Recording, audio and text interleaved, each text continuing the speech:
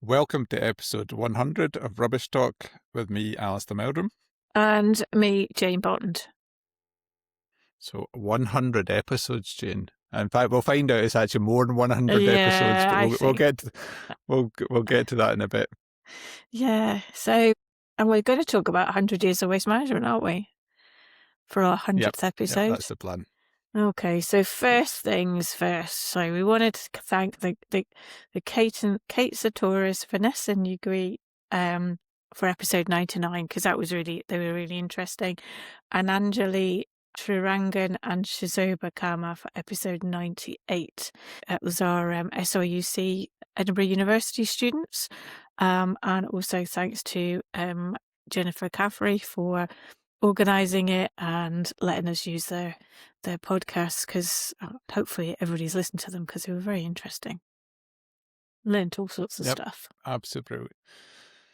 And I don't know if you noticed, Jane, we obviously touched a little bit of a nerve with our episode 94 on textiles. I did get a LinkedIn post from Mohammed Patel, the membership manager of UKFT, which is a UK Fashion and Textile Association.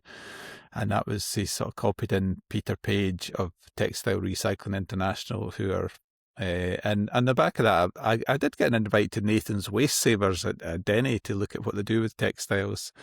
And I think what triggered them slightly was we were saying you need to be careful that stuff exported to, people like Ghana, places like Ghana and stuff, it's not always a solution. And he came back with some sort of fairly detailed reports. So I did offer them both a chance to come on episodes as a guest. So we'll wait and see. So, but I think that brings us, while we're talking, this is the 100th episode, and as Jane said, we're going to touch on 100 years of waste management. We're not going to do it all in one episode because we've actually put together quite a lot of content for this. So we're going to do episode 100 will be the first 50 years, and then episode 101 will be the next 50 years, very, very roughly anyway. But it brings me back a little bit to why we set up Rubbish Talk in the first place. And it's really that, the waste sector is really complicated. It's got lots of nuances to it. It's got lots of challenges to it. And lots of people don't actually understand. And you only need to look at all the debates that are going on at the moment with the illegal activities down south, trying to introduce food waste collections down south. I just saw a post there about, I think it was York Council. They're going to have 4 bins at their garden, and they're going to have to store 4 bins, and that's going to cause them huge distress. And that was all, we were doing that in Scotland 10 years ago. And it's like, we seem to really struggle with getting that argument across. So, that was the reason we set up Rubbish Talk, and hopefully we've played some small part in doing that. So I think you were going to talk about some of the stats we've managed to achieve, Jane, before we kick into 100 years. Well, I was, because actually when you say it's 100 episodes, it's not actually... We've actually done 103 episodes. So we missed 100 episodes. We missed 100. So we've had 6,138 minutes. And the ones we've missed in terms of the introduction to Rubbish Talk. So we had a kind of very first sort of pilot chit chat before we started. So that was the first one. Well, and then we had... That introduction one was actually a bit of a cheat, because to get them published on Spotify, you needed to have 3 episodes.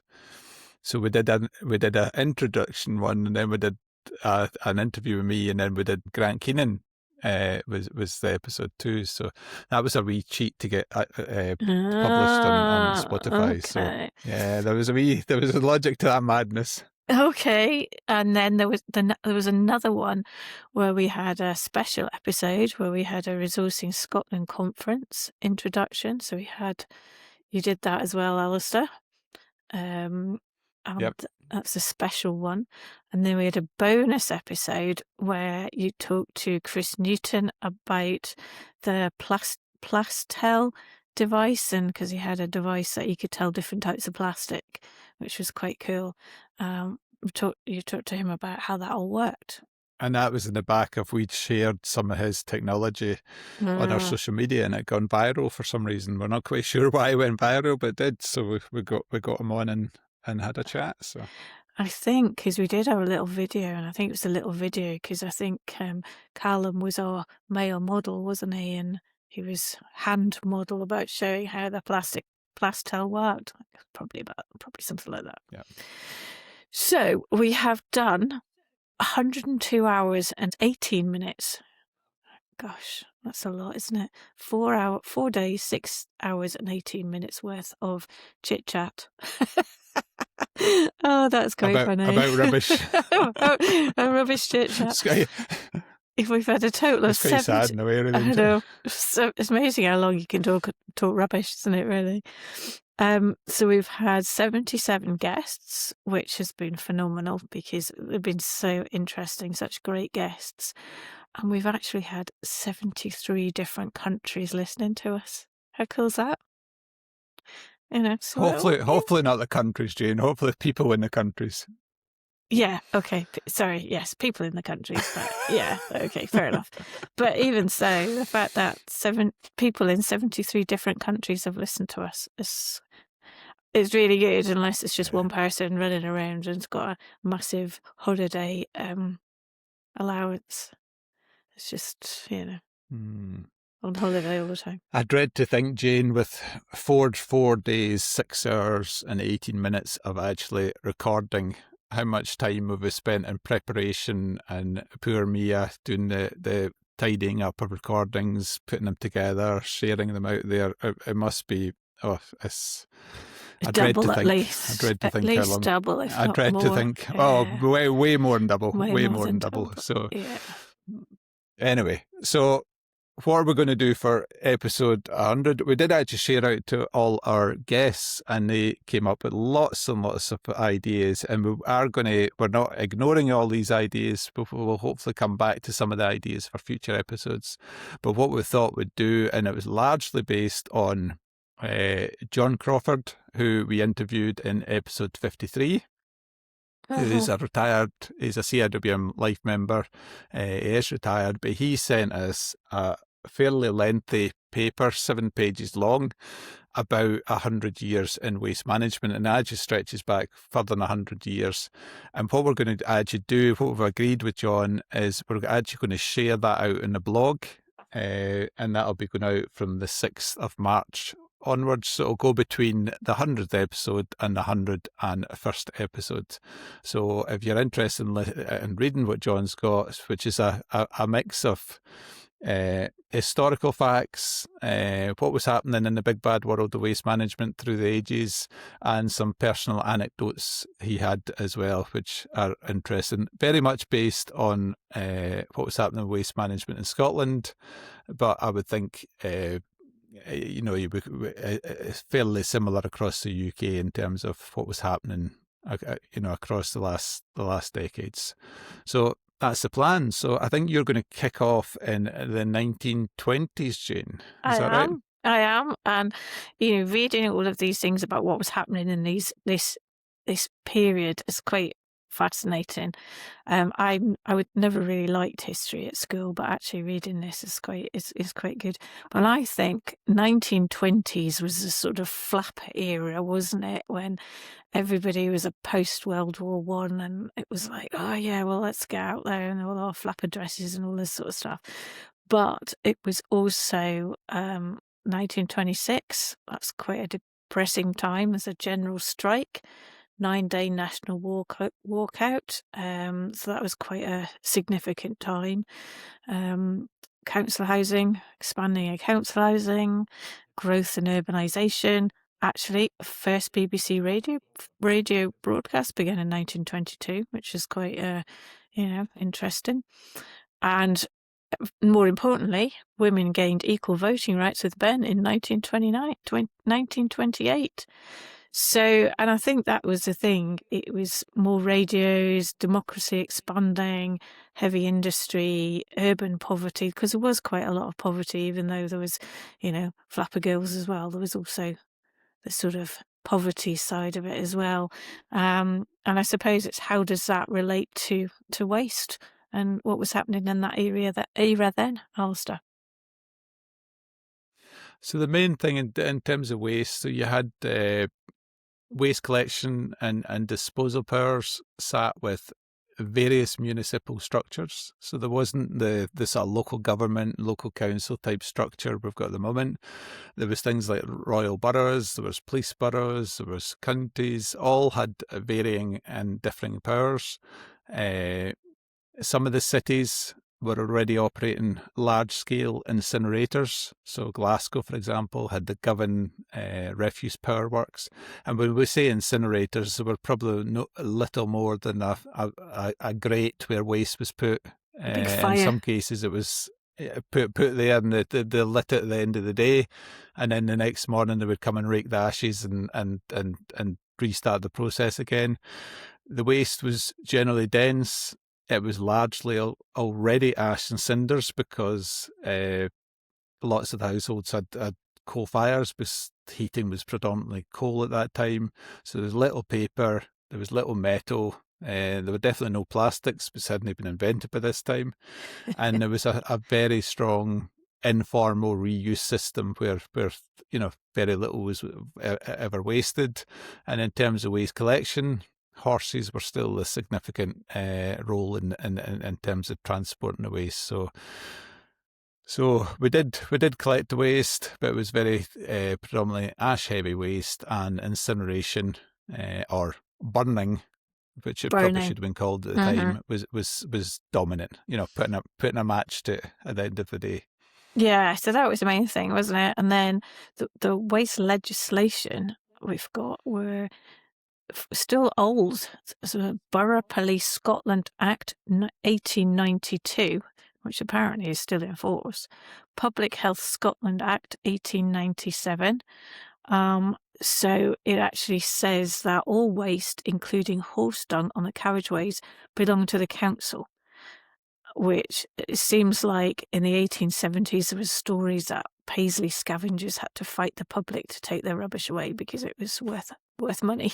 It's like, I don't quite know why, but anyway, and the Public Health Scotland Act 1897 gave the authorities additional powers, and they had a definition of nuisance. So it did sort of basically say that municipal responsibility for waste collection and nuisance control was firmly established. So the councils were in, or the boroughs, or whatever the, I don't know, what would you call it?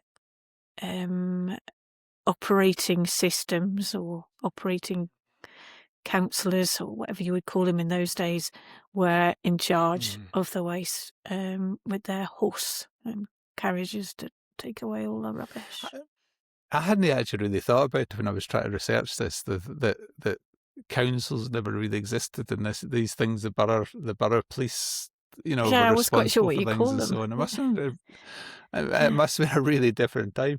One thing that I was a bit fascinated by is quite a few of the sites that are, the Glasgow site, Govan, Edinburgh Corporation, the Powder Hall facility in Edinburgh. So that was one of the incinerators. Now, for a long, long time, that was the main waste facilities for Edinburgh, and it's only recently been all demolished and been turned into, there's houses getting built, because we're, some of the staff in Albion are actually doing the ground investigation for that site. The incinerator site in Dundee, that's still going, but I think we're on to the third generation of incinerators at that site. So it's quite interesting that, some of the sites that were historically waste sites are still where the waste activity is ongoing at the moment. And I think the other one I would notice here, Jane, was this real focus on public health. So waste management was viewed as a public health issue rather than an environmental issue back at this time. Yeah. So, so moving on to the 1930s, this was what was known as the Depression, and we were also getting ready to rearm because there was rumours or thoughts that there may be another war with Germany. So this was the Great Depression in the UK, high unemployment rates. There was big efforts to try and remove slums and create better housing or improve some of the housing. And as I said, we're trying to rearm for the potential of World War II. And this was the very, very start of the growth of plastics. And this was in the form of things like Bakelite. And, Oh, and yeah, I've heard the term, Jane, but I can't actually remember what we use Bakelite for. Is it, I think pans and was it stuff. round It was really products? plastic. It was hard plastic. Yeah. Mm. So this was very, very much a time of economic hardship, limited consumption, and very much the reuse culture was still dominant during this period. Yeah, and that's where the Great Depression hits all the British industry. There was a big slump in the Depression. What I quite liked was there's a couple of things about. There's a Jarrow March in 1937, which was a protest against 1936. Sorry, it was a protest against unemployment and poverty. 200 men walked approximately 300 miles from Jarrow to London to petition the British government. It's to do with shipyards closing and all this sort of stuff. So it's kind of like, there was a lot of unrest. And then we had all this thing with the monarchy as well. Not that things are always happening with the monarchy, of course. But Edward the Eighth abdicated. That was him with Mrs. Simpson, wasn't it? I'm not sure. I never delved that deeply was into. Yes, and then we got King George VI took over, and so he was proclaimed king in December 1936. There was a kind of a change there. So yeah, that's quite a change as well. And we were preparing for war. But what about waste, Alasdair? Yeah. More to the point.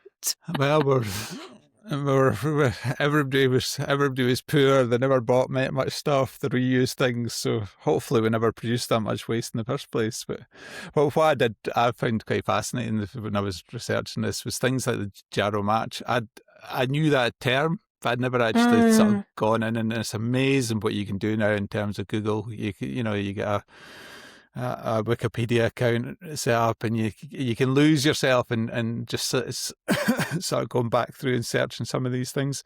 So obviously, in terms of the waste, the municipal incinerators were still ongoing in main centres of population. So the main cities and so on. Small boroughs would typically operate what we'd call a single cell incinerator with hardly any gas cleaning, and that was very much, the waste was put in there during the day, and then a match was put to at night. The Walker Road facility, again, a facility that's still used to this day as a waste facility. It had manual picking belts, and they would try and remove the recyclable, sellable items, and that was operated by Ayr Borough. And the word from John was the very poor working conditions in that facility. So it's all very labour intensive, with little or no health and safety or environmental controls within the system. Yeah, I've just looked up Bakelite because it was. And you remember those? It was annoying you, was it? It was annoying me because I was like Bakelite, but you remember those really old phones, the black kind of old phones with the number things on them. They were Bakelite, and I remember that was Bakelite. And they were used telephone casings, radio housings, electrical switches, and plug sockets. Remember that as well. And then so it's not that I'm old, but I do remember some of these things. So, legislation? No, nothing seems to be there. That was still under the really old legislation. The operational systems evolved more than the regulatory framework. So I think, everybody was too busy sort of trying to, find jobs and work in poor conditions and all that sort of stuff. So I think the regulation was, let's just leave it for now and see what happens. So that was 1930s to 1940s. And then what happened in the 1940s? World War II? 1940s, we went to war, didn't we? So, and that was definitely, I was actually as part of my extensive research for this, I was talking to my mum the other day, who was born in, I'll probably get the date wrong, 1943. So I was trying to get some reminiscence from her about what it was like. So, 1939 to 1945 was the Second World War. Obviously, there was a period of sort of preparation of that. There was very definitely a make do and mend culture. There was government-led salvage and recycling operations. I always remember as a wee boy wondering why there was all these metal stubs on the walls and so on, and that was the government going around taking all the railings off people's houses so they could make weapons and so on. 1948, NHS was established, and then obviously the end of the war and 8th of May 1945 was all the celebrations and so on for that. But one of the ones I did disappear down a rabbit hole about the Blitz and how widespread that was, and how many, they reckon it lasted for 9 months, 43,500 civilians were killed across the UK. Wow. And it was quite extensive in terms of how the impact it had on the UK population, and the rationing of food continued to 1954. So I was talking to my mum about this in terms of how that actually worked. So each person, I was trying to get out of her how, and she couldn't quite remember. It's how you fed a big family. So each person had a ration card, and obviously the kids got an allocation as well. But in terms of things like meat, it was like you got one portion of meat per week. So that was your ration. So your ration for the month would be 4 portions. So you get your meat, your sugar. What you used to do was you collected your sugar, and you used to take the sugar to the sweet shop, and you used to hand over your bag of sugar, and you got to exchange for your sweets. That's if you didn't particularly use your sugar in the household. So, lots of people never actually used their full sugar allowance, so they used to take it to the shop and get sweets instead. So, yeah, my mum's talks quite extensively, because she was 1937, so she she remembers quite a lot of that, and I think we've got a copy of one of the rationing cards and all that sort of stuff. And I remember her saying actually having ice cream for the first time was just amazing, and they never knew what to do with a banana. So yeah, never seen a banana before. Never seen a banana before. So what do you do with a banana? I didn't realise you had to actually take the skin off.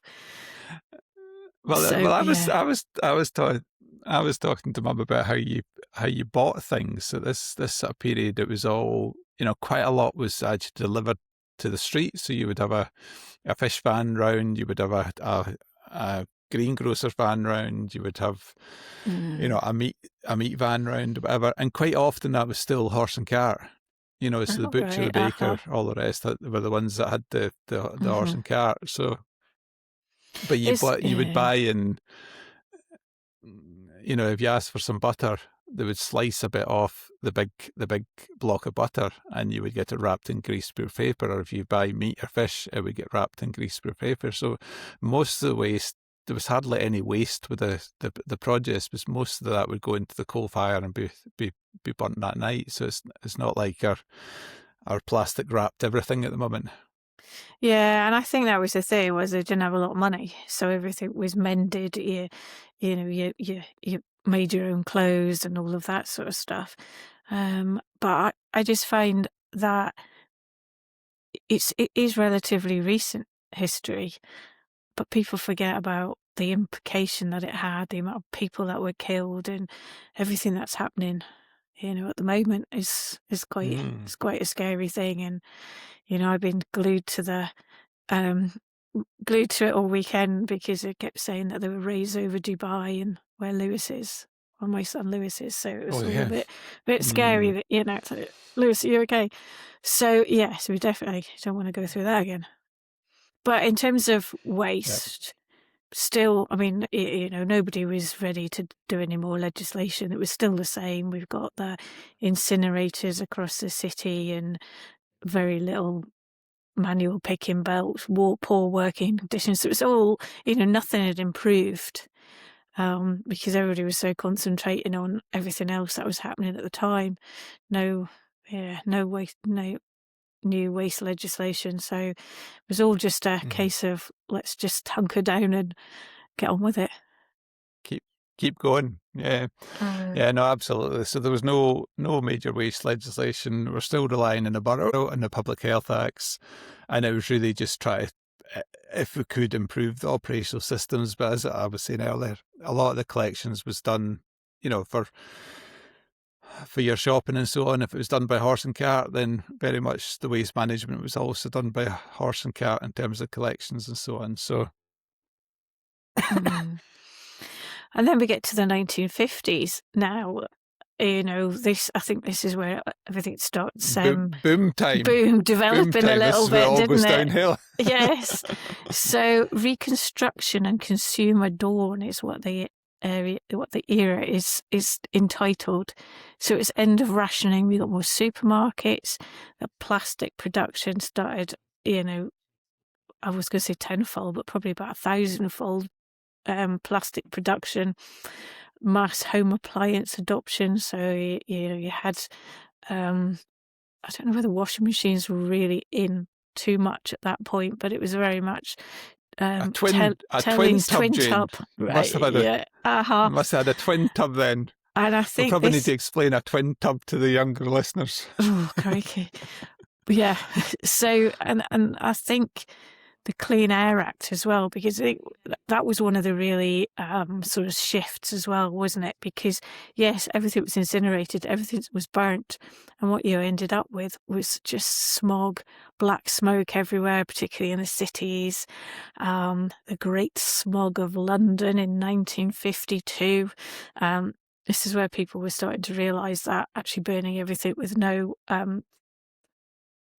nothing to stop all the gases coming out was not particularly a good idea. So what else did we have? Oh, we've got a shift in monarchy again. We've got Queen Elizabeth II, 1953. They're the real queen. And rock and roll arrives in Britain, 1954. We obviously Elvis Presley was dotting around and in his khakis out in the US Army or wherever he was. So yeah, things were changing. Definitely. Was this a period that we had all these adverts for Hoovers and things that was going to save? It was always going to save the women loads of time. The Hoovers that came out. I know, yeah. Did that have those like vacuum cleaners things that they just roll? Like I can't remember what they're called now. You still get the them, rolly ones, or was it your push? What are they called? Yeah. Anyway, can't remember. I can't actually remember the twin. We never had a twin tub when I was young. We never actually had a washing machine. I don't know how my mum survived. We had, 4 brothers and a sister, so 8 of us in the household, and she never had a washing machine. All the time I was growing up. How we managed, I'm not quite sure, but that's wow. a different I don't know story. how she managed. No, I'm not. I've no clue how she managed. How can you do without a washing machine? We probably just had dirty clothes all the time. That's probably how we managed. So very definitely this was a period of consumer culture rise in, buying things. There was very much an increase in packaging, but probably nowhere near like we've got at the moment. And this was probably the start of environmental issues starting to shape legislation, particularly with the smog. If you look back, if you're interested, Google the Great Smog of London and see some of the pictures. It just looks awful, and it went on for days and days and days. So the Clean Air Act, 1956, introduced what they called smoke control zones, where you were only allowed to burn effectively less polluting coal. And that there was a real shift because of that. There was a real shift away from using open coal fires, which obviously reduced the ash content in the waste. And obviously that then increased the amount of paper and plastic into the waste. So the big change here was waste volumes increased, but the density decreased, so it got lighter. And that actually led to a pretty big transformation of the collection vehicles. By this time it was no longer horse and cart, or generally no longer horse and cart. It was trucks. But what they had to do was they had to find some way of compacting the waste. And John's come up with some detail about how they did that and how they made the changes and so on. But obviously, compacting it in the vehicles was hard enough, but then when it got to the landfill site, we had to try and work out some way of compacting it as well. And one of the interesting things when it was getting taken to landfill sites, one of the big sand and gravel quarries in Glasgow at Mount Vernon, as part of his planning conditions, he was given a planning condition. He had to, once he took the sand and gravel out, he had to restore the site back up to its original level. And he had to go and ask the planner how he was going to do that. And the planner told him to use waste. And that is how the Patterson's landfill site to the east of Glasgow got formed. Because it was originally a sand and gravel quarry, and it's still operating to this day. Yeah. I think this is where there was a shift away from trying to incinerate, start of the shift from incineration to landfill, wasn't it really? Because they were having to the waste types have changed. The incinerators didn't clean any of the air before it was chucked out the top, and I think this is probably part of the reason where all these incinerators have got their bad names from, isn't it? This is why people think incinerators are these big, horrible, smoky things that cause pollution and problems. So I think that was where it had all come from. We've got reduced ash, increased paper, plastics, increased waste volumes. So yeah, that's the start of it all, I think. And so 1960s, rapid economic growth, expansion of motorways. So this was a big thing where we had motorways, not really in Scotland, I must add, because most of the motorways were down south. It took quite a lot of time before Scotland did actually have a genuine 3-lane motorway. And it probably, if you think about it, probably the only one it does have is the M74 coming up from down south. There's a growth in convenience foods. And then in 1965 was the first UK household that got wheelie bins. The environmental awareness begins to emerge globally. Important date for England. I know generally Scotland here, but 1966 to win the World Cup. And still talking about it. They're still, you never know, they might go to America and win this year. Is it this year? Yeah, it's this year.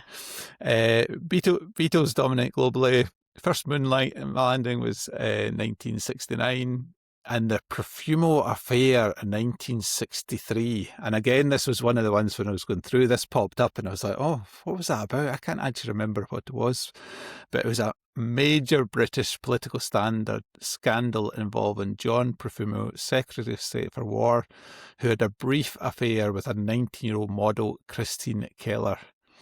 And the scandal, which included potential national security risks due to Keller's connection with a Soviet attaché, forced Profumo's resignation after he lied to Parliament, contributing to the downfall of Harold Macmillan's Conservative government. Things don't change, do they? Things don't change. Scandal is still going on. Absolutely. Things don't change. It's quite sad. But anyway, so we've got... So what was that? Swinging London, football glory, space age optimism, disposal culture emerges. So this is where we start with the take, make, dispose, linear economy. We've got plastic.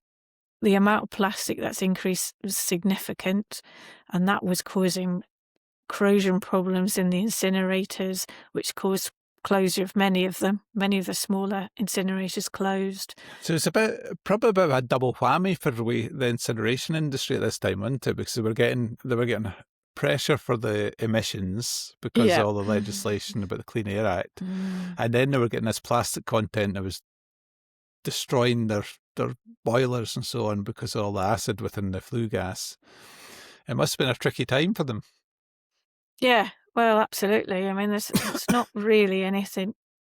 There's not really anything positive there, and so this is where it looks like a lot of closure of landfills, incinerators, are moving into landfill, and then there was the problems with leachate issues from the landfills, and what they used to do with the landfill sites is site them next to big rivers or they're not too far from the sea. So what you ended up with is a total dilute and disperse.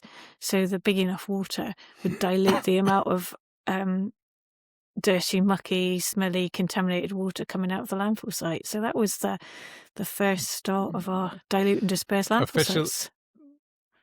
I was going to say officially called dilute and disperse, but unofficially called dilute and pollute sites. Yeah. Yes.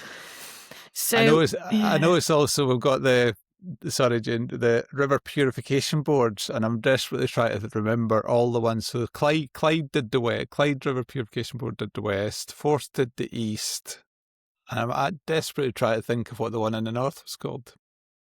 I can't actually remember.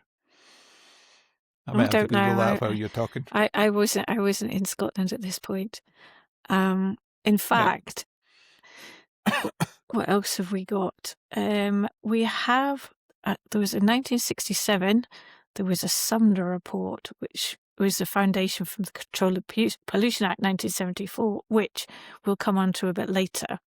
So we have environmental control begins. So we've got the Clean Air Act 1968. So that extended smoke control requirements to industrial premises.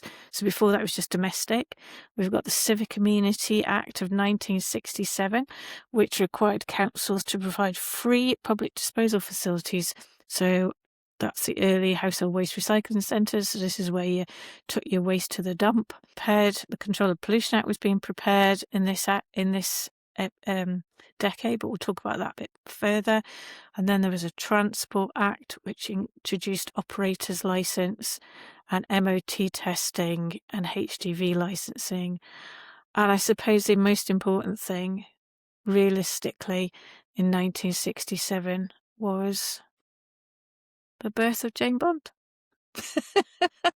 I've been using, while we've been talking, I've been using Google to help me out, because there is actually quite a lot of river purification boards.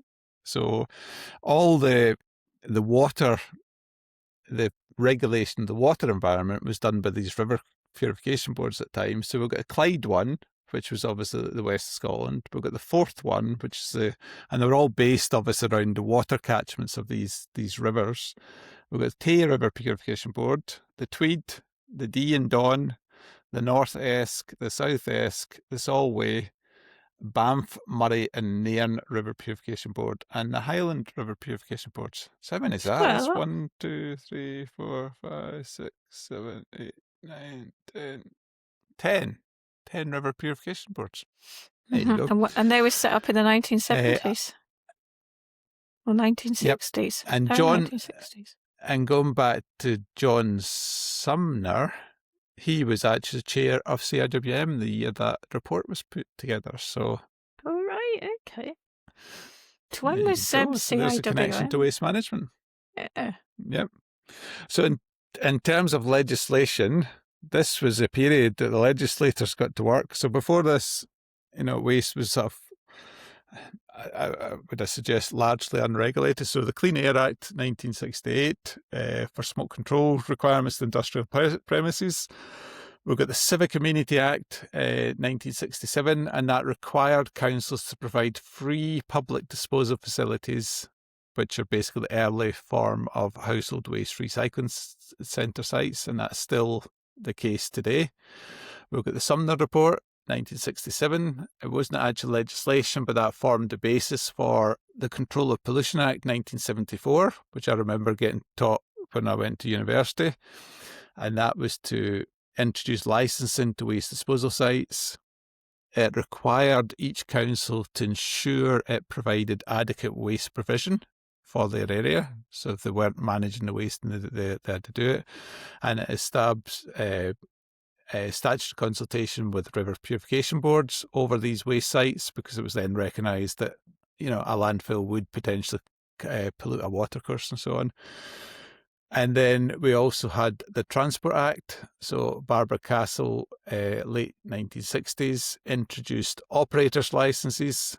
It required annual MOTs for refuse vehicles, and it formalised HGV licensing. Because up until this point, you could actually, if you're over 21, you could jump in a truck and drive it, which sounds great. And they had a system of grandfather rights and stuff, but you could only use so many grandfathers, depending how many vehicles you had. And as I've got here in my notes, Jane Bond arrived in the world. So this is the start of 1960s, Jane. baby. Jane will be able to, she'll be able to put our memories into the 1970s section. So, Yeah. and I think we're going to do 1970s, aren't we? Yeah, I've just been looking at Chartered Institute of Waste Management, because I was just thinking, when did that sort of start? And that started in 1898 with the Association of Cleansing Superintendents of Great Britain, 25th of June, 1898.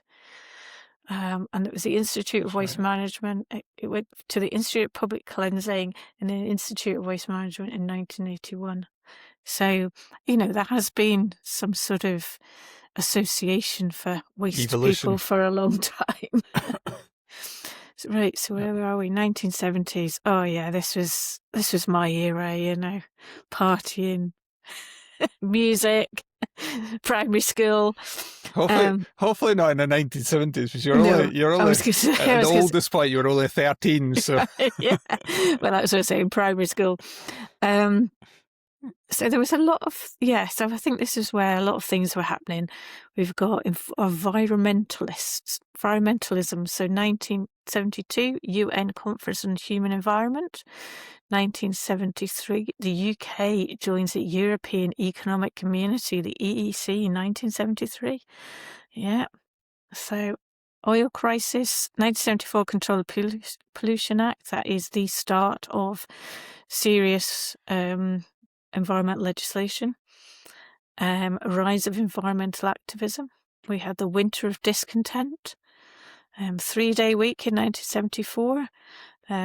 So there was. What was that about then, Jim? What was the 3-day week about? Was that because there wasn't enough power or something to run the country? I think that was the thing, wasn't there? It was all about problems with the oil crisis in 1973. So it was. So it was a fuel issue. Yeah. Yeah. It's amazing what we don't know about their history, isn't it? When you see these things, you know these terms, and then I can hear the typewriter going, Jane, with the Googling here going on.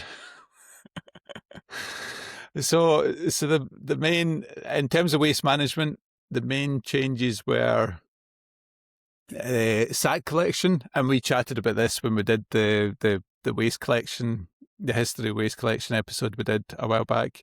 So previously it used to be sort of galvanized bins, or if you got a new bin, you might get a plastic bin.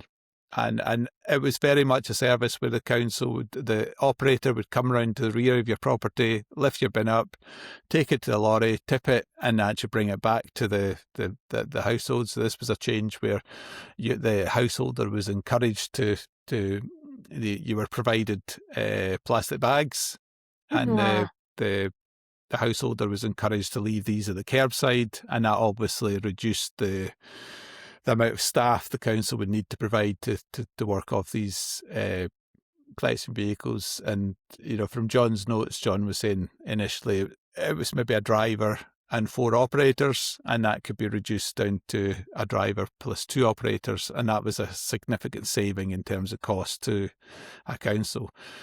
So we had the Deposit of Poisonous Waste Act 1972. and that was introduced after a scandal, a cyanide dumping scandal. And it was so it was a thing called the National Association of Waste Disposal Contractors, which was the main private companies that got together. And I actually, the very first course I ever went on for waste management was to the National Association of Waste Disposal Contractors 1 week course on waste management, which I went to Dalmahoy Country Club over in Edinburgh. I don't know if Dalmahoy still, I think it does still exist as a hotel. And we were meant to go to this hotel in Edinburgh, and for some reason they double booked us. So they moved us to this Dalmahoy Country Club. So there was about 12 people in this course, and it was a very, very posh country club where you'd be sitting at a table and the waiter would come with the white gloves and he'd serve you a wee bit of fish or a wee bit of this or a wee bit of that.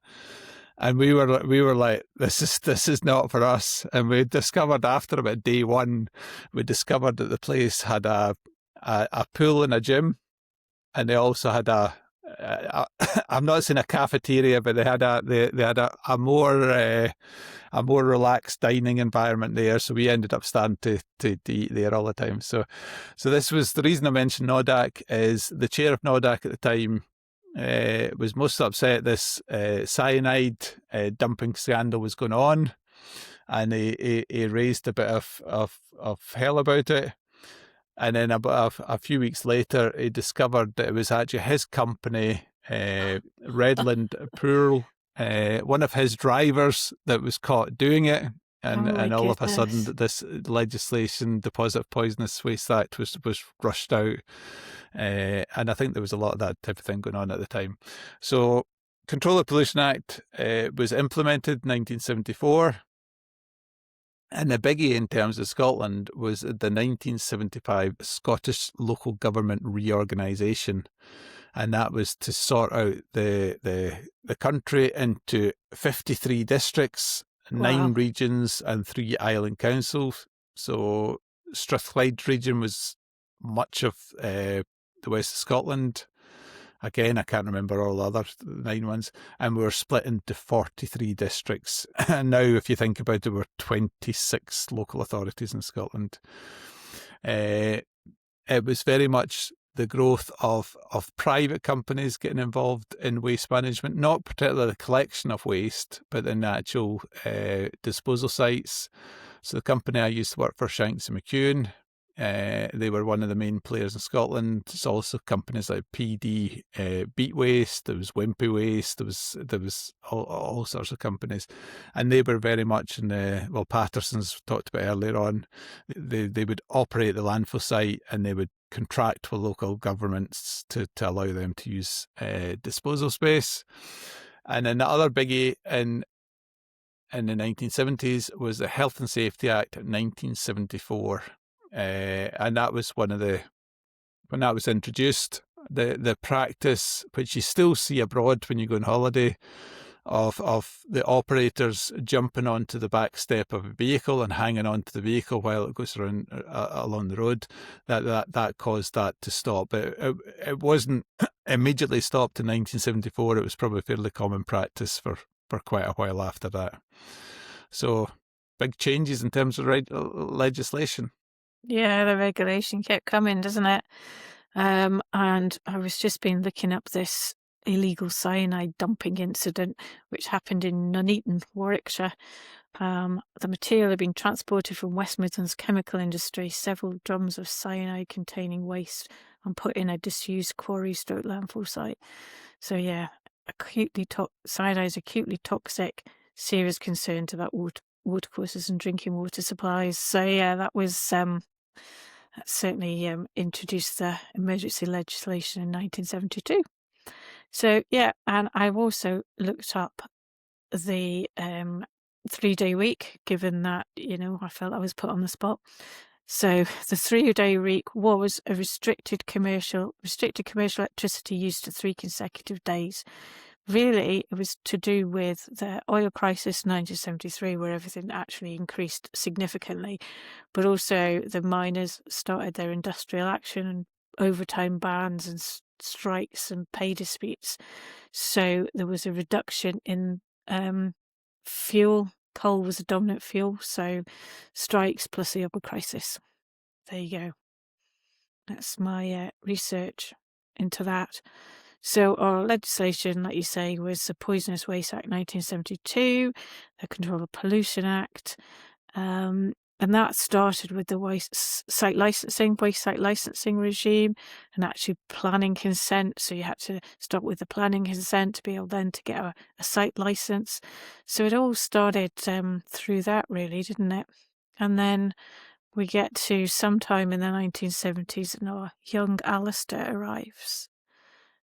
So the very start of the 1970s, I must add. I just scraped into the 1970s. Just scraped in. One of the other things that was going on in waste management was, particularly Glasgow City Council, what they were doing was baling the waste. So they were making it into bales. They were baling it in such a way they never needed wire wrap. But what they did was they ran the landfill site by stacking the bales. So rather than taking the waste and tipping it and trying to pack it, they would stack the bales 3 or 4 high, and that ran for, from the 1970s right through to probably the early 2000s. The big site, Summerston landfill site to the north of Glasgow, that was all built with bales of waste, and in practice it sounds good, but when you actually stack the bales, it actually introduces quite a lot of air channels in the waste and so on. So I know private operators would actually, if they did have to take the bales, they would actually break the bales on purpose and then recompact the waste. So it was a bit of you're putting lots of effort into baling the waste, just for operators to unbale it when it got to the landfill site. So I think it looks like, based on what John was saying, it started quite experiments as well in different types of technology. He was looking at Dano composting system for waste treatment. Wasn't particularly successful. Hammer mill pulverization to reduce volume prior to landfilling. Again, that wasn't particularly successful either. So I think, but overall, it seems like they've been trying to reduce the volumes of waste to actually be able to get into landfill. Quite interesting. We've got to remember during this period as well that we'd never had what we would view as a landfill compactor, which is a big machine with a big, quite spiky wheels. It'd be pushed in with a dozer, a low compaction vehicle at the time. So, it was quite a challenge. As the waste types change, you got the more plastic, more paper, the density got less and less. It was a bigger and bigger challenge to actually compact that, both to get the payload in the vehicles and to make sure it was compacted properly in the landfill sites. So an interesting time in terms of waste technology that was emerging, if you like. Yeah, I think this is where you start getting all your environmental health officers as well, don't you, in the councils, and they were the regulation side of it for the councils. Yeah. So now that both Jane and myself have entered World, we're going to end episode 100 here, and we're going to continue it in episode 101. But just finally, for myself, thank you to everybody for listening. If this has provoked any memories, thoughts, ideas from people in terms of what happened, especially the older generation of waste people out there, if you get any anecdotes, it's quite hard for us to do it when we weren't around at the time. If you get any anecdotes or pictures or anything like that, feel free to share it on our socials. Share it to hello@rubbishtalk.co.uk. We'd love to hear from you. Thank you very much. Thank you. Thanks for tuning in. We hope you enjoyed this episode. See you again next Thursday at 4 p.m. Don't forget to follow, share with friends, and send us your feedback at hello@rubbishtalk.co.uk.